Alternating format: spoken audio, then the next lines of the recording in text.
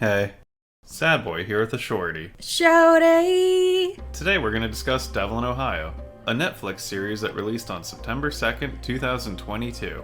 It's the story of a girl named May who escapes a satanic cult in an attempt to save herself from being sacrificed in a stupid ritual. Her family are the descendants of Gaelic devil worshippers, and they think that burning her alive will save them from, really bad luck or something. I don't know, they actually never really go over what will happen if they don't kill her. She runs away from home and ends up in a hospital, where she is then taken in by a doctor named Suzanne Mathis. Suzanne was also a victim of child abuse and empathizes with May. They even have matching scars. Oh my god, twinsies! Suzanne ends up getting overly invested in May, and crosses many professional boundaries. And in the process, she puts both her career and her family at risk. May develops an unhealthy obsession with Suzanne's daughter named Jules. There's a lot of personal drama going on between family members and friends, but it's all pretty low stakes. For example, May unintentionally steals the attention of Jules' crush, this total giga-chad named Sebastian.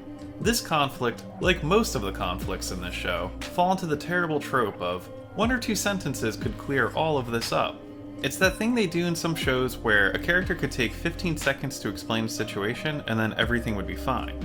This whole show is very tropey. They even use one of the most overused ones. It's that one where a dazed and frazzled woman walks in front of a car that screeches its brakes and honks at her, but she's too distraught to notice. Here, I'm just gonna show you it.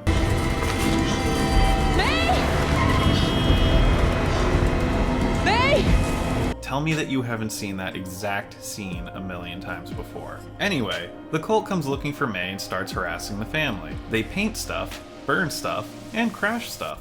The show will tease tension, but then it's just immediately resolved. They do this whole thing where the husband is facing arson charges because of the cult, and then this one good boy cop diffuses the investigation with literally one sentence. It would have been a lot more fun to have that building for a few episodes and really become something, rather than just like, oh my god, no, he's in trouble, oh wait, never mind, it's actually all totally fine. It was the perfect opportunity where the cult could have gained some kind of leverage over May or the family members. And that's kind of just how the whole show goes. There's drama, which is then followed by an immediate resolution.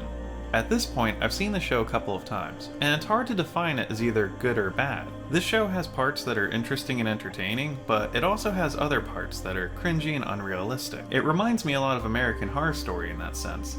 It's a great idea, but the execution falls through from a lack of writing skill and acting ability. There is some really bad acting in this show.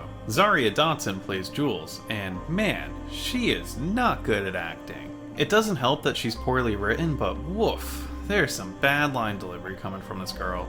And while the show does have some good moments, it's more underwhelming than anything. I would say this makes for a good watch with Halloween coming up if you need something for a younger crowd. It's the kind of show that you put on if you need something to view with grandparents and kids in the room. It's entertaining enough, but it doesn't push any boundaries to the point where sensitive viewers will be upset. There are two things that I would like to mention about this show. The music is very well done. Because of the cult's Gaelic background, they use some Irish-sounding folk music. It makes for a very unique score, which I enjoyed a lot. It was eerie but beautiful, and it definitely stood out as the highlight of the show. If you're the kind of person that enjoys a well-done score in movies and shows, I think you'll really enjoy this. The other part of this show that I wanted to bring up provides a lot of laughs. The cult leader seems to be doing a Donald Trump impression. It's hilarious, and it is not subtle. At parts, it sounds like Trump in a crow mask, praising the devil.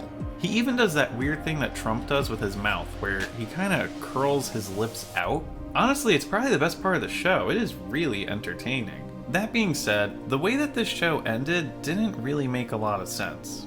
It was one of those chain event things where each person did the right thing at the right time, with absolutely no planning or communication, and everything worked out perfectly, even though it really shouldn't have.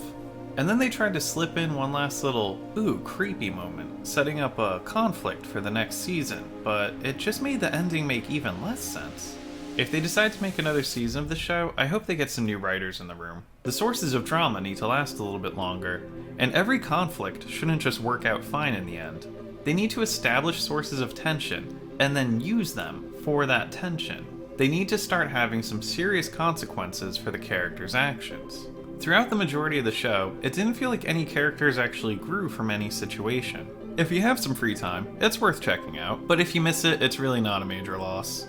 Spooky season is coming up, so it may be worth committing a few hours to watching. Oh yeah, by the way, this video did contain spoilers. If you enjoyed this video, please hit like and subscribe so you can see more videos like it in the future. If you'd be interested in supporting the channel directly, you can sign up for my Patreon at patreon.com/sadboymedia. The link will be down below in the description.